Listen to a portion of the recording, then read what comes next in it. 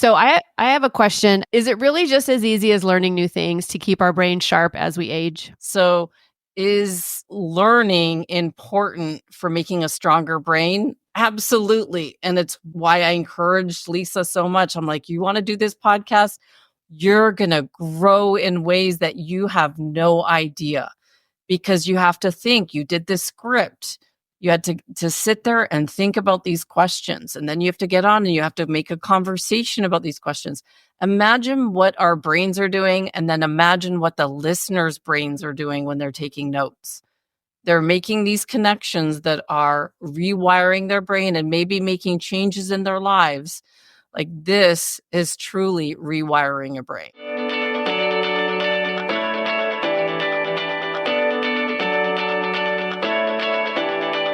Welcome to Drinks with the Girls. Conversations for women over 40 around connection, change, and the power of female friendship. Living well with stories to tell. I'm Karen, and this is Lisa. We are moms and solopreneurs stepping into our own, diving into real conversations about things that matter to women in midlife. We're here to spill the tea on everything that affects women in their 40s and beyond.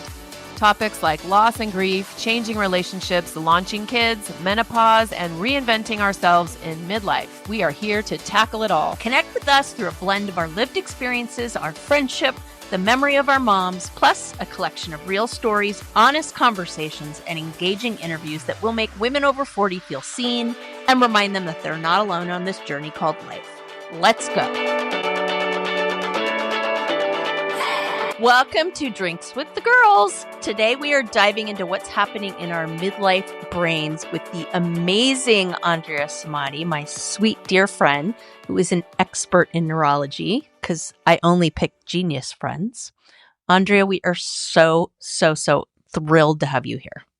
This is fun. Thank you so much for asking me. This is a blast. I love you in our work day, and I can't wait to get to know you at night here. Yes. So Andrea and I worked together on our day jobs, but she was actually a huge instrumental part of Karen and I launching this podcast. And she was the one that was really like, you need to do this, like, go for it. So we owe her a big fat debt. Well, I got to tell you before you even go there that how many people ask me for support and how many people actually do it. So congratulations for actually doing it. When I saw the passion in your eyes, I'm like, they're doing it. So that was awesome. Yeah, really cool. So I know Andrea from work, like I said, but this has been her passion project for a long time. She has a podcast that dives deep into neurology and really focuses on socio-emotional learning as an aspect of that. And the Queen has done 300 episodes, people. So like, we bow to the greatness, and these episodes are stacked. So we are for sure going to link her podcast in the show notes, and do yourself a favor and take some time to dive in, because it's just mind blowing what she's accomplished. But Andrea, maybe you can just kind of tell us how you got started and why you were called to do this. I mean, I kind of know the story, but I know our listeners would really benefit from hearing about it. Yeah, for sure. Thanks so much for asking, for me to be here, because it is shocking. I sometimes look at those things that they send out from Podbeam. I'm like, what? How have I done this? I have no idea. And then my husband's like, yeah, I was like looking after the kids for every 300 of those. So, it's crazy, but it really started. I was always passionate about the social and emotional side, like knowing those skills needed to be taught in our schools. Now, this is going back the late 90s when it was called soft skills. And then I watched these skills going into our schools. I watched CASEL doing these briefings where they would say, okay, now we have 8 states that are mandated with social and emotional learning. And I don't know why, but I'd be watching them going, yes, we've got 8 now. And then watching the graphics until the whole country was doing social and emotional learning. And I thought that's where I was going to hang my hat, because I watched these 12 kids that transformed their lives with those skills. But it wasn't until I started working with schools that they said, no, we need you to talk about the brain. that's where we're going right now with the brain. I was like, wait, what? I don't think I've ever even thought about my brain. So it was a teacher that told me to go this way, a principal that was working with the programs that I had that said, you've got to learn the brain. And he took all these books off of his bookshelf, like Sousa's How the Brain Learns. And I opened it and I'm like, this is way above my head. How am I going to do this? But I liked the challenge of learning something new. So that's really where it started. It just started with trying to understand how the brain works, connected to social emotional learning. And then really the podcast started because you had to pay to present at all these conferences, right? Like go to COSL and it's $4,000 for me to pay. Crap. Like no one's paying me the money to stand Good in front of God. like 100 people. And I'm like, wait. I think I could reach That's way more than insane. 100 people and I don't have to pay $4,000. So that's really, I had a new website that I was building and it was a podcast template. And the guy that was helping me design it was like, oh, you can cut out the podcast part. And I'm like, wait, no, I think I'm going to do this because I was already interviewing people. So that's really it came in the back door for me. I wasn't, sciencey. I'm not a neuroscientist. I just love to study neuroscience. So I'd call myself a researcher. That's where it began. That's just crazy. Your story is so amazing to me, Andrea, because I watched some of your podcasts in order to do research for this episode. And I'm thinking to myself, wow, this woman has been studying the brain forever. She's so smart. She knows all these things. Our listeners are going to learn so much. I'm so excited. But I really love you saying that you just kind of, it kind of came in the back door for you. But I am super excited about this episode. I know our listeners are too. But before we really get started, what's everyone drinking? I'm boring tonight. And Karen makes fun of my healthy stuff, but I'm nursing bronchitis and I have to get on a plane to Fairbanks, Alaska in 2 days. So as tempting as it is to have a lovely glass of wine, I'm drinking just like your basic herbal tea tonight. So I'm not going to be the exciting one. How about you, Andrea? I'm never exciting. It talked of the town in my house. Hop water. It's what I do tell. I replaced alcohol a while ago. Just wasn't working for my podcast brain. Like I just couldn't make the connections. And so I'm called boring daily over here. What is hop water? I have to ask. Yeah, I want to know too. It's really, really good water. It has adaptogens and nootropics. So it actually relaxes you. Ooh. And I'll put it in a wine glass and I'll feel fancy, but clear the next day. I can make connections. I just, after 50, I just noticed and started measuring. So yeah, I'll be like the really boring one, but I'm trying to learn how to be more fun with just fancy water. Adaptogens are like no joke too. That's a whole other thing, which we haven't gotten into, but sorry, Karen. No, I'm so curious about that. We need to do an episode on that. But I think, the hack of the day is putting it in the wine glass. Oh, heck yeah. I do the same thing, although today I don't have it in the wine glass.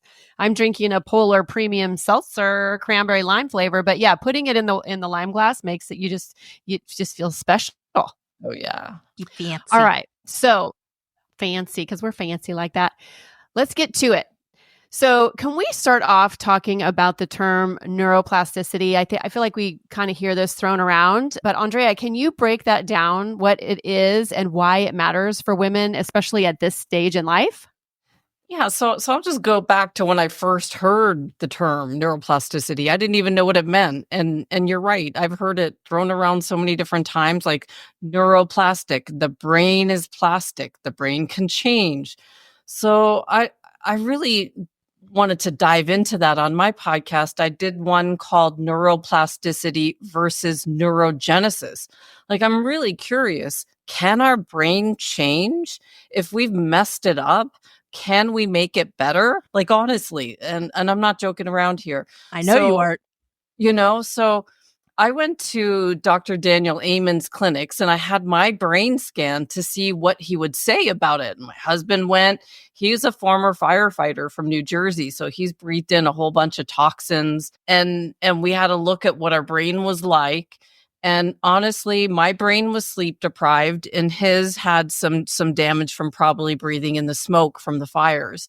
And we haven't retested, but once you've got a snapshot of what your brain looks like, and it wasn't as bad as like I was like, am I like Alzheimer's going in that direction? Like I could see the pictures of the brains in his offices. I just wanted to make sure mine wasn't the worst. Like just tell me I'm like doing okay, and then we'll go from there. And just make small changes. But so, for a woman, after 50, can we change our brain?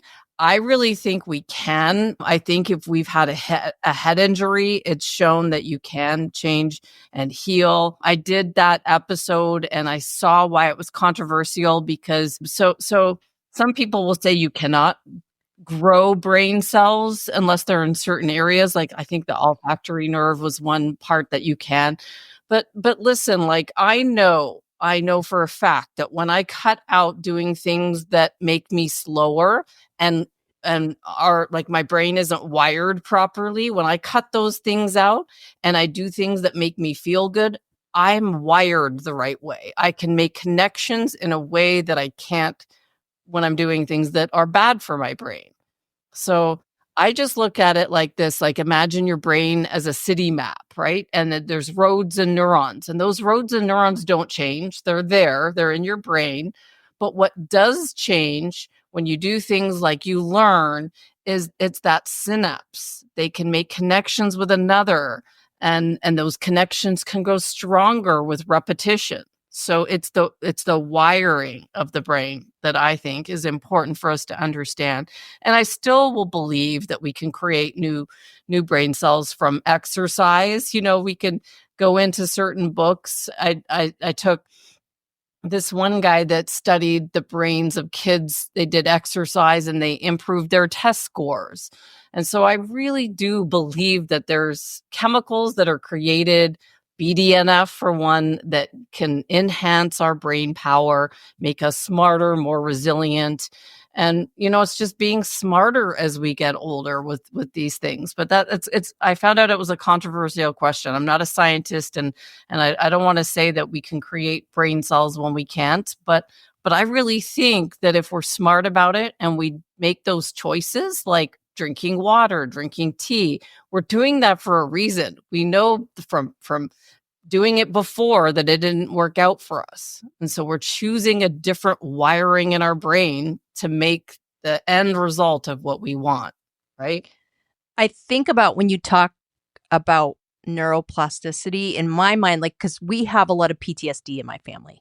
And there's all sorts of studies about that and how to kind of rewire a brain that's been traumatized, right? And, it's something my husband really struggles with. And I always talk to him about, like, in my mind, I kind of have this vision of an old fashioned record player and the grooves on the record player. And I always tell him, like, your trauma response is so ingrained and so deeply grooved into that record that you have to work twice as hard to start making new channels. And I mean, obviously the brain isn't a record player, but in my mind, that's kind of what I think of when I think of the impact of trauma on the neuroplasticity of the brain. But maybe that's incorrect. I don't know. So I guess my question is does trauma work in that same way? Like, you've talked about exercise, you've talked about a few things that you can do to kind of help shape your brain. I know that certain therapies for PTSD include kind of desensitizing the brain's reaction to certain harmful stimuli. So I'm just curious if that results in your mind in physical changes in the brain, or it's a different kind of thing entirely. Yeah, so trauma is a whole other thing, and I did a whole thing on it, and I'm trauma trained from this neuro coach that I worked with because it's such an interesting topic, like the memories. So here it goes into memories, right? So trauma, something happened to you, and so something is coming up in your brain and it's triggering something in the future. And you can actually go back when you're relaxed and when you're calm and change how you feel about the trauma that happened to you. Like, let's just say you witnessed some crime and you hear the bells of the door ringing, right? And someone comes in and I don't know, you witness something that messes you up in your future. Well, you can go back and hear those bells and then see it from a different point of view and try to have some sort of forgiveness, try to have some sort of a different reaction to it that changes the emotion of it in the future. The emotion actually goes away for people that go through this trauma changing activity. So it's just all about the memory of it. And so then that I've got to write up on my wall some brain facts that are important, that our memories are not real. Our memories are not like VHS tapes where we can record them back and we're going to get exactly what happened. We change those memories over time. And so whatever is giving someone PTSD, it's probably a bunch of things all stacked up onto each other, right? And that's why they have to do certain things like going in the swimming pool, deep breathing, like lots of things to calm you down. But I'd say get to the root first of what it is. Go to the first thing that's traumatic. And you can do so many different ways to do that with a trusted person. You don't want to go back with you want it to be someone who's trained so that you're safe in that environment, but you go back to where it was and you forgive that. And I'm telling you, when you are in the present moment after you've done that work and forgiven a trauma from the past, the emotional charge is gone. It's crazy how it happens. So it's just a lot of how much the brain impacts us in our day to day, and then how we can take control of that and change those incidents. Hey, fabulous Drinks with the Girls listeners. Guess what? We have something exciting happening here at Drinks with the Girls. We have a way for you, our listeners, to be involved. We would love you to be a part of our Drinks with the Girls support team. Creating a sisterhood of empowered women is our goal, and we are so grateful you are here. But we need your help to grow this incredible community that we have a big and bountiful vision for. You can help us get the word out about Drinks with the Girls because we want all women to feel the support of our powerful community behind them. Here's what you need to do. Go to your favorite podcast platform and subscribe or follow Drinks with the Girls if you haven't already. We need you to share every episode we put out. We would love for you to do this, especially when a particular episode resonates with you and or brings to mind someone you care about that you think would benefit from listening to it.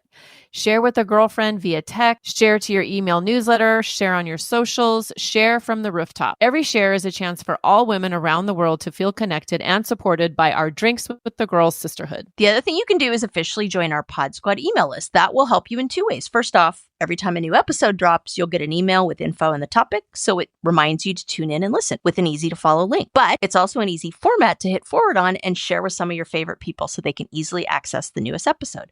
That link is always included in our show notes for you. We are so excited to have you as part of the Drinks with the Girls Pod Squad support team. We are all in this together. Cheers! Cheers! This gives me so much hope. My fiance is a retired fire captain, and he currently is dealing with all of the trauma from 30 years of his career. And so just to hear you talk this way, it makes me hopeful for him, because I know it's extremely painful for him to be working on this, because he has to go back there. He has to go back to those traumatic events. But it just makes so much sense to hear you say, like, these are all stacked on top of each other. And I know we have so many things to talk about, but this is just, the whole thing is fascinating to me. Reading the script, I thought we could go on each of these topics. Like, I've written hour-long, because they're hard to get, right? Like, memories aren't real. And then Lisa, you could say, oh, sure they are. I remember us doing this and that. Yeah. Well, your memory, we could dive into that and go on that for an hour. Her memory of that will be different than mine. And so, yeah, it's like with siblings, like my brothers and sisters, we have, we were both there. We both experienced the same thing growing up, but we have vastly different memories of those events, I mean, I guess that's different. I guess that's not the same. It's not the same as like my memory changing. My memory of the event is maybe not the same as it was 10 or 15 years ago. Is that what you're saying? Oh, exactly. Which is why they stopped when you've got a police investigation, they stopped asking people for memory and they're relying more on video and cameras to get the story because now they know the brain science. So, it's interesting. Like you did say, that the hope part, I think, is what I got from going and looking at my brain and the whole Amen clinics. It's not about showing you where you've messed up. Like, let's just say you look at your brain and it's shrunk and it's got not enough blood flow. Well, you can quickly turn that around by, reducing the chemicals that you have in your home that you clean with. Like, so many different things that we can just do a little differently if we see like a snapshot or if you know what's bad for your brain. I saw, Lisa, you posted something about toxic, probably something, lotions or something. I'm probably full of them because I love those lotions. I got them all over my desk and they're probably all really bad for me. But if you start to notice like what's making you not feel good and you take it out and it works for you, then you just got to go that route, and you've got to know that your brain is telling you something. You got to listen to your body with food, with things. But the hope part is there. So that's what I hope everyone takes away, that this is not doom and gloom. This is pretty exciting stuff, that our brain is neuroplastic and it can change based on what we do.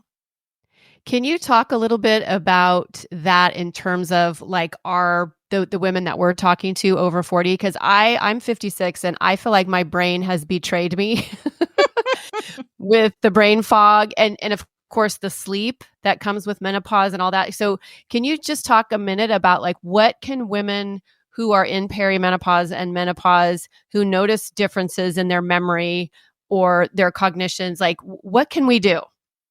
Well, so first of all, understand what's happening, right? So when we get to a certain age, the things that we were doing when we were 40 and 30 and 20, we might notice we can't do them anymore, right? So why did I cut out certain things? It was because I was noticing like I'm driving and I'm not as clear, and I'm doing and recording these podcasts and I have the inability to make connections the way that I can. So it's just noticing, first of all, that you're in this state, and then understanding what it is.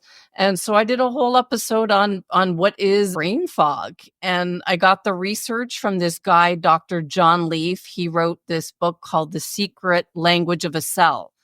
And so he talks about how the fact that T cells, what they're white blood cells, and they send messages to neurons to stop making memory cells when we're stressed. And that creates brain fog.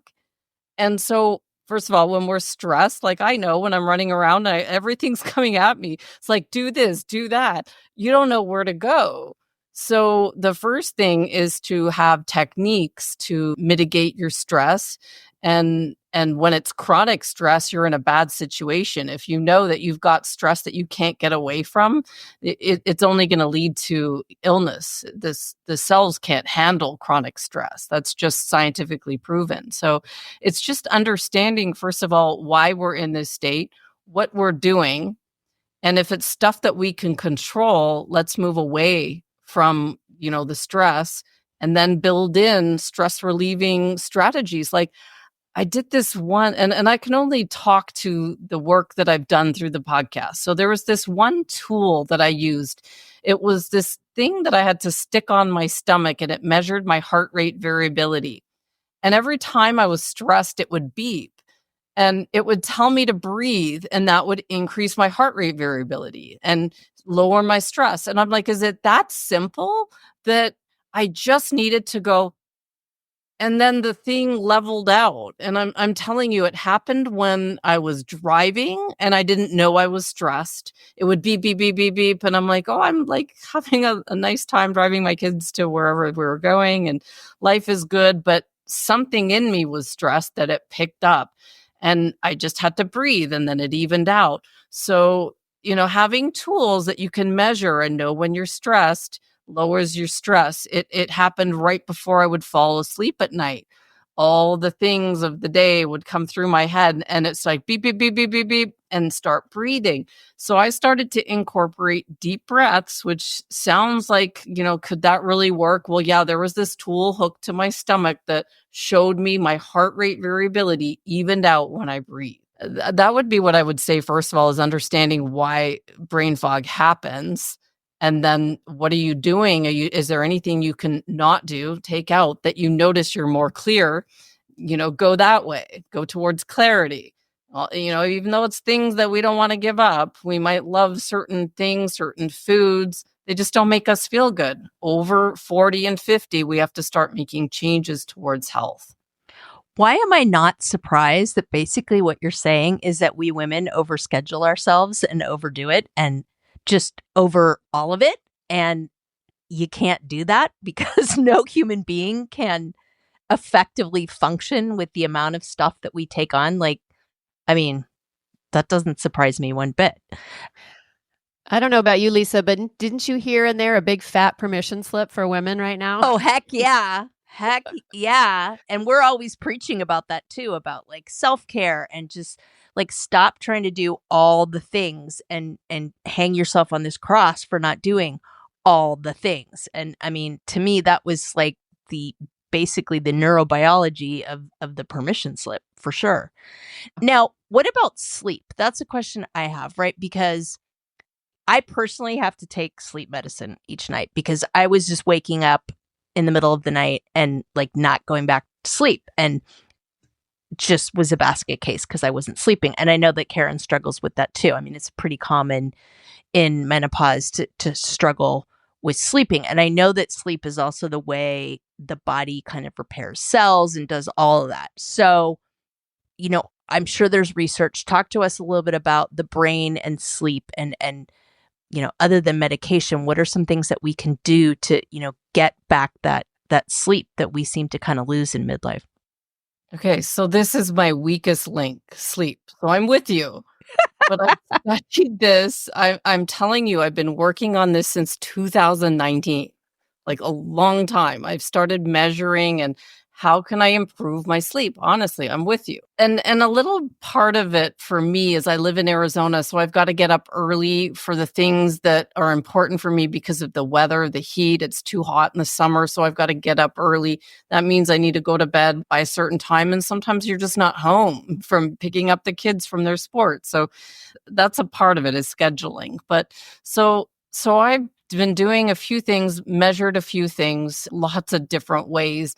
One thing that helped me, and there's tons of tools out there. So I'm going to talk a little bit about tools quickly that you can use. There's brain stimulators that you can get that help relax you and can help increase your sleep. And I did a whole sleep study, and my sleep improved by 20 minutes, which is for people that take a sleep medicine, that's comparable. So instead of taking a sleep medicine, you could use something that I did, the Fisher-Wallace brain stimulator. Oh my gosh, I know exactly what you're talking about. We had one of those, but it was for stress. Yeah. Yeah. So I didn't know it was for stress and anxiety. I just was measuring it for sleep. I interviewed the CEO, and it was at the time. Now the Silva method has become by far my most listened to episode on visualization and stuff. But at the time it was this one, and I had messages, DMs from people all over the world going, did you really do this? They didn't pay me at all. They just gave me the device, and I used it daily until the thing fell apart. It's the battery. I go to my husband, I'm like, can you fix this for me? The battery spring came off, and he was going to meld it with fire or something to make it work. But it sat on the counter, and then finally I stopped using it. But I noticed the byproduct of that was less anxious for sure. So sleep is a hard one because there's lots of different things, hormones, but I just started measuring. So I use the Whoop now. This has probably been the most helpful. It's a wearable tracker. You can get the Aura Ring, and I'm on my second year of seeing how my sleep is going. So this year, 2024, I've had only 2 months that my sleep didn't improve from the year before. And so there's certain things that I'm looking at. I'm looking at quality of sleep. Like, you don't want to just go to sleep and you're waking up all the time. Quantity, like everyone says 8 hours. Well, I never get 8 hours unless I'm in Hawaii. Like, who's Well, get that's 8 hours? easily solved. I like that Yeah. idea. That's just not happening. Regularity, it's important what time you go to bed, what time you wake up. And then timing. It's like, looking at all the different, like the REM sleep, your dream sleep, how is your memories being consolidated, and just looking to see how it improves. So you can start tracking this yourself. You can measure some way and see what can I do to make my sleep improve month by month. And honestly, it's a work in progress for me. Like, what do I think has helped me the most? It's a tough one. It's just knowing, it's looking to see, how's my restorative sleep? If it tanks, my restorative sleep is not doing well, I look at what did I do in the day that I need to not do next time. And a lot of it falls back to stress. Like, I'm telling you, because I get a stress score at the end of the day, and it's pretty bad. It's way worse than my husband's. I don't know how he's done so well. Like, his job is way worse than mine. And he's like, "Oh, I only got an hour's stress today. How much did you get?" And I'm like, I'm coming in sometimes at 4 or 5 hours of stress a day, and it's not good. And so something that I need to breathe more. I don't know, because it translates into sleep for sure. What's going Girl, on? you're handling all the things. That's why. Oh, my Lord. My name is Karen Shatafian, and I am a shameless coffee addict and empowerment coach for women, and my love language is authenticity. My mission is helping women unapologetically design a life they're in love with. Because what the hell are we waiting for? My website, KarenShatafian.com, has all my coaching packages and free offers like my Midlife Reclamation Guide. In it, you'll find tools to help you decide how to create the most inspired and empowered version of yourself and your life. You can find me on Facebook and Instagram talking about ways women can show up for themselves after decades of showing up for everyone else. Join me as we throw off the shackles and live our best freaking lives. See the show notes for all the details. Cheers. So I'm curious. I'm kind of going off here a little bit, but so what would you say is more impactful than on our brain? Would it be sleep or would it be hormones? Because I know estrogen, there's a lot going on with our hormones and all that. So would you say which affects the brain more? Well, I'd say sleep is the master of it all, right? It's like it's the foundational of our health, because it directly affects and impacts our brain and our well-being.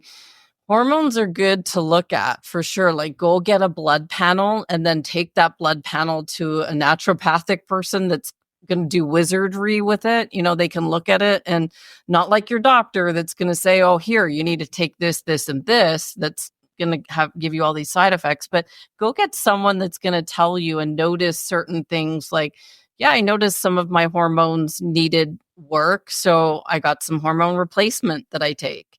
I noticed my thyroid was lower. He said, "Are you tired at the end of the day?" Yeah, who's not tired? Well, Hello. could you optimize a bit better? So get a blood panel. Everyone should do this, and then go somewhere trusted, naturopathic, and have them read it for you. Someone that does this, year by year, and they know and can look at and tell you things that you wouldn't know. So definitely, I think it's important to even it all out. It's for men and women for sure to look at hormones. That's on our list of future episodes, is one on HRT for sure, and we've talked a little bit about it, but to me, I feel like that part of health has been ignored for so freaking long, and medical practitioners are just not trained. Insurance doesn't look at it, like all the things, and it's super critical, but we'll save that for our other episode. So I have a question. Is it really just as easy as learning new things to keep our brain sharp as we age? Okay, so let me just give you this example. So there was this famous study of these London cab drivers. Have you guys heard of this? Because it's so famous. These London cab drivers. Okay, you'll never forget it now. So their hippocampus, and this is the part of their brain that's considered the memory center, was significantly larger in these London cab drivers. And it was due to the mental workout that they had to get while navigating 25,000 streets of London. So is, learning important for making a stronger brain? Absolutely. And it's why I encouraged Lisa so much. I'm like, you want to do this podcast? You're going to grow in ways that you have no idea, because you have to think. You did this script. You had to sit there and think about these questions. And then you have to get on and you have to make a conversation about these questions. Imagine what our brains are doing, and then imagine what the listeners' brains are doing when they're taking notes. They're making these connections that are rewiring their brain and maybe making changes in their lives. Like, this is truly rewiring a brain. It's exciting to me. I could sit here and talk till midnight about this stuff. And I think we've kind of touched on this before with the podcast, but that's one of the reasons I love this medium so much, is because it's just so unusual and private and kind of focused, right? There's just not a lot of mediums out there where it's literally like a lot of people use AirPods, right? And they're like having this experience with this podcast where it's very personal, it's very private. And, I'm sure people listen to podcasts on a speaker, but to me, I think listeners do it much more intimately, as it were, right? So you're having kind of this mental conversation as you're taking in this information in that way. And I'm basing that on absolutely no science whatsoever, just kind of how I feel. So I could be talking out my hat, but there you go. Well, the thing that fires me up about what you said is that because we talk to this point a lot, not in terms of what it does to our brain, but we're encouraging our listeners to try new things, to step out of their comfort zone, to be a continual learner throughout their life. And so just to hear that it has a positive impact on your brain is just, it just is more fuel for this whole idea, that you need to keep learning things as you get older and until the end. Yeah. And I think about Karen and I have elderly dads, and it's like their world has gotten so small. Speak of the devil, he's calling me right now. Oh, well, there you go. Yeah, my dad has his world is so small, and I'm always just like, Dad, can you like take a walk? Can you do something? He lives on this beautiful farm, and just this tendency to kind of shut yourself off from stimuli to me. I'm sure it can't totally reverse aging, but I can't believe it helps either. Yeah, like even think back to when you started. Like, you can look back now and see the growth over your episodes. Like, I know my first 50 were horrendous. And it's really bad because people that I'm interviewing, I have to draw them back sometimes to Dr. Dan Siegel. And they go and look and they're like, oh boy, could you just have taken a breath? Like, I couldn't breathe. I was like starstruck with my first 50 interviews. It was awful. But the growth that you see. So I know you'll see it in yourself. And so anyone that does anything that's off the charts for them, different, what they're not used to, there's going to be that period where you look back and go, oh, it was awful. But I'm proud, honestly, of getting through the awfulness of it to where I think I can talk and hold my own. But I didn't start that way, for sure. Well, I think that's what keeps a lot of women. Oh, sorry, Lisa. No, I think you're going to say exactly what I was going to say. That's what keeps a lot of women from even trying new things, or people in general, is that fear of, oh my God, I'm going to look stupid, or I don't know what I'm doing, or, oh, it's not going to be great. And that was kind of the attitude Lisa and I took. We're like, let's just go for it. Like, what is literally the worst that can happen? And we've had some not so good episodes and moments, and, but it's like, we're just figuring it out. And I think if people could just kind of embrace that newness of it all and allowing themselves to be like a 10-year-old again and just learn new things, I think that would just make it so much easier. It's amazing. It's amazing to not care. And how I know I got through it was that the information wasn't about me. Like, who cares if I can't say, like, oh my gosh, I couldn't say oligodendrocyte. Like, I can't say that anyways. So there you go. It was horrendous. I had to go back and erase it. And I used to be hyperventilating going, oh no, I've said this wrong. And then I'd go back and fix that word. And now, honestly, I don't care. It's like I'm trying. If I say some neuroscience word wrong, it's okay. It's like probably I got my daughter's age wrong in one of our episodes. I said she was 27, but no, she's 26. So there's that. I remember that episode actually. it's I'm like, it's wait, how old is my impossible daughter? when you press record, something happens. I remember with my first video that someone filmed me about one of my books, I didn't even know my name. Like the thing went on, the record button went on. Like, I can't even tell you what my book is, let alone who I am. Like, let's just forget this. But I also think that's a thing too, right? It's the whole like we have this, it's like a cutout that leads from my hall to my kitchen, and we call it the upside down, because literally you walk through that and your brain just, and it's the, why am I in the kitchen again? Right? And I know there's science behind like doorways and things like that, but I swear to God it happens every single time. And there's something about, I don't know. I don't know why, but it does. Is that a Stranger Things reference? Oh, yes. Yes, Okay. it is. Love Stranger Things. I know. It's wonderful. That's where I'm going. I'm interviewing someone this week that's going that avenue. So there's a lot more here. We're talking about the science and brains, and then we can expand into consciousness. And Wow. that's yeah. Oh my gosh. Oh, I don't even know where to go next. Can we talk about a quote unquote midlife crisis? Yes, and please. brain changes? We don't like that word here at Drinks with the Girls. We No. have discussed the fact that we don't call it a crisis, we call it a reclamation. So tell me more so that I don't just tell me more. So when we hit 50, what? Tell me about what's happening.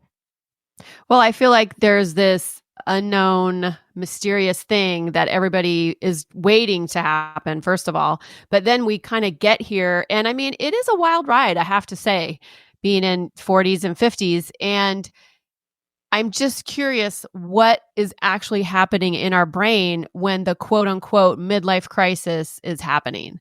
You know, like where we feel like, oh my God, we have to make a change, if that makes sense.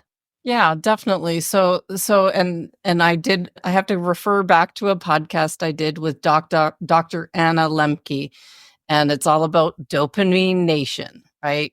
All about what dopamine is doing and the chase for dopamine, the chase for more. And honestly, when you get to a certain point and when you're doing work like this, you start to see beyond the more, beyond the things, the material things, the money. I don't have my podcast earn money for ads for this reason, because for me, it's about the purpose and the passion for what I'm learning is way more worth more to me than the money of that. So it's now finding our purpose of how we're to help others in society, whatever that might be. It might be through teaching. It might be from starting your own podcast. There's tons of room out there for learning and more information through this medium. So I think when we get to a certain age, it's about recognizing what gives us that rush and then seeing, okay, what is the passion behind the rush? What can I put behind this that will help the world? Not get more things, but give. I just want to make sure I understand what you said. I think I understand what you said. It sounds like what you're saying is dopamine's kind of like the crack of hormones, that you just get this like quick positive hit, but it doesn't necessarily carry you into anything more meaningful. And so it sounds like the chemicals in our brain are kind of primed to get that short kind of sugary hit versus something that might be more lasting. Is that kind of what you're saying? Definitely. So that hit towards whatever it is that gives us pleasure in that moment over time loses, and you need more and more. And Anna Lemke, Dopamine Nation, really talks about it as like a teeter-totter and how to even it out. She's worked with like severely addicted people and had them still be able to interact with whatever it was that was giving that drive by understanding that what dopamine does to us, just by pulling back from it. Whatever it is that's giving us that hit, over time, you just need more and more of it. And so finding like what brings us that hit or joy in, like you said, more meaning, more lasting ways, giving back to others, finding that drive, the purpose in our life, I think is at this age where we can shift that.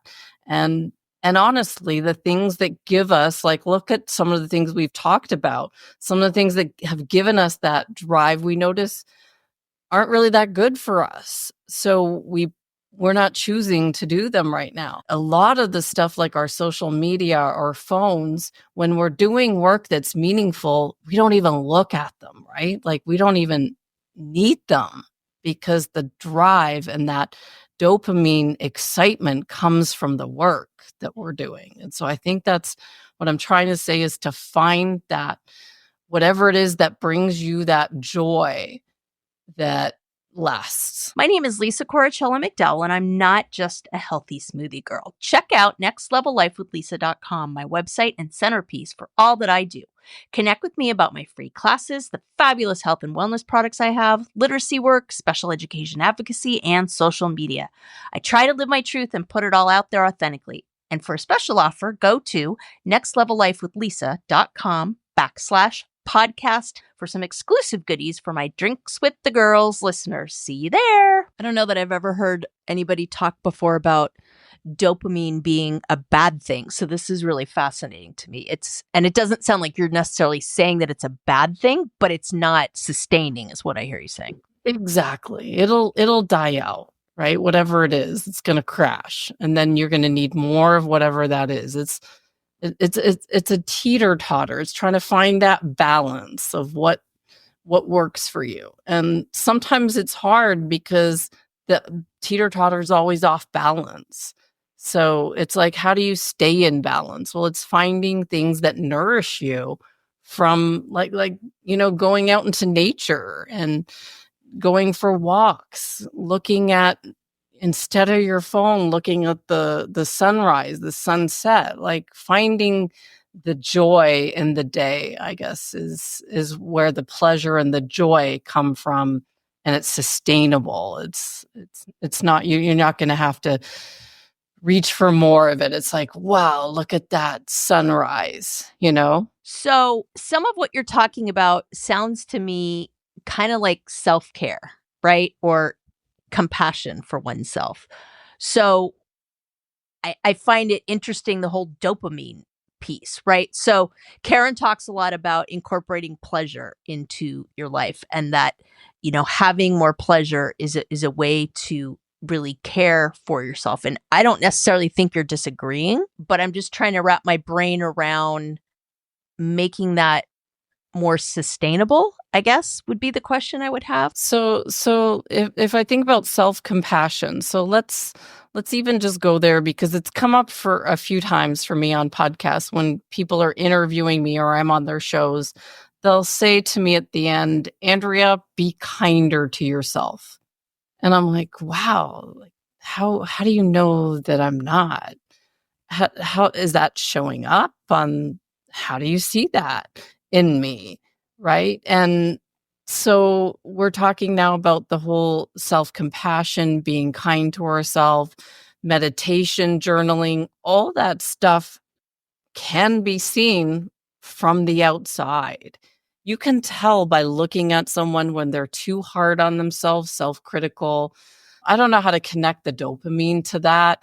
I'm just going with the self-compassion part. When you're critical with yourself, it shows to others. That's all I'm going to say. When you're accepting of yourself and kind to yourself and allow yourself to make mistakes, and you don't beat yourself up over those mistakes, that also shows when someone looks at you in your whole presence. Do you know what I mean when I say that, right? Like, could you think It's like of your someone? energy. Yeah.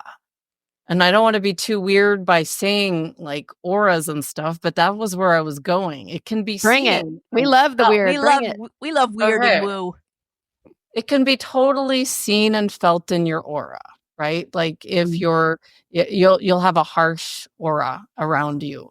And then you can feel that. Like if you're too hard on yourself, people can feel that. That's why that one person said to me, be kinder to yourself, because I can see it, that you critique yourself. You're not good enough has probably been my life's thing that I've worked on. And it still shows. And I'm 50 now, and it's been something I've been working on since my late 20s. So the whole self-compassion thing, it's a lifelong process. If you are hard on yourself, you'll be hard on your children. And just wanting to connect with others and in a softer way, the whole give take, not when you're too hard on yourself and others, you don't have a lot of friends, not a lot of connection. So just trying to find a way to be authentic, I guess, be yourself, vulnerable if you have to be vulnerable, so people get to see who you are and not be afraid of who you are on the inside. Like, I know I'm strange. I'm very strange. But Lisa accepted me for my strangeness, and we became friends. I know that she could see who I was on the inside, and here she was, I'm your friend, I stand behind you, and she surely did. You're so kind. Well, and without diving into it too much, like Andrea was at a point in her life where she was legit vulnerable. Like it was not a good time for you at all. And so, when I connected with her, her earnestness came through, but I also saw that worry and that fear, and knew that I could help in some way, and that's kind of what connected us and bonded us in the beginning, I would say. So I could have been a completely different way with you and not let you see who I was, and would never have gotten the help and support that pushed me forward. So like that, it's a hard thing to let people in when you've been hurt, because Lisa could have been some crazy person. Well, I am, but that's a whole other podcast. Right, but didn't throw me under the bus, but I trusted in her enough to be my true self. So sometimes taking the trust in other people and letting other people help you when you need help. I just love this conversation so much because it happened organically. Like it just, materialized. It had nothing really, it wasn't on the script anywhere. But the fact that, you felt like you could present your authentic self in your vulnerability, and that Lisa saw that, and that she, was drawn to that, like that your weirdness you talked about, or that, it's like that is, something in that drew her to you. And I think it's beautiful. And I think as we get older in our 40s and 50s, we become more comfortable with that. I mean, hopefully, we start to let our guard down and whatnot, because, what you were talking about earlier, your not enoughness is so common for women. And, because nobody teaches us how to be compassionate to ourselves. Nobody's really teaching us that. And, some of our parents are more compassionate with us than others. And like you said earlier, that really translates, like how we were parented. That's how we're going to parent. So unless we actively, learn how to be compassionate and show compassion, that's never going to change. I find it so interesting that the focus of this episode was the brain, and we've kind of leapfrogged into just like you were talking about, like consciousness and emotion and aura and all that. That's so interesting because, to me, when you think about neurology, right, like it's this very like highbrow science, and there's like you were saying, like I can't pronounce this word, and like, oh my gosh, I can't read this book. I have no idea what I'm talking about. So I can kind of see how it became addicting for you to really dive in and see, because that the whole anatomy piece and the words and the science, that's kind of just the window dressing part. Really, there's so many layers. Yeah, and that's what drew me in, really, is that I saw the spiritual side. Like there's a spiritual side to me more than there's the science side. But I have to try to connect them to explain this spiritual side that doesn't need explaining anymore. It's like, people are starting to talk about auras. When you go to my part of the town in Arizona where I am, in every corner you can go get your aura read. And it's just as valuable as getting a blood scan. I'm going to see, what's my energy like? How am I showing up day to day in my day and work life? Well, I get a picture of it, and then someone can read and tell me what she thinks of me based on what I'm putting out. And she was dead on, which Lisa can pick up, which the audience can pick up. Everyone can pick this up. Karen, you can pick it up too without, even having met me. We come through loud and clear, and it's not just brain science. There's all the other stuff around it that, that could be the next 10 years of our podcasts. Oh, I love it. I'm here for that. Absolutely. And I think, people who poo-poo this side of it, the energy and that, I mean, when you walk into a room, you can feel people's energy. You have the people that just kind of suck the air out of the room. You have the people that are walking around all walled up. You have the people that are feeling a little more free and loose. And I mean, and there's just like a spectrum, no right, no wrong. It's just the spectrum, but you can feel it. I can feel it. Oh my goodness.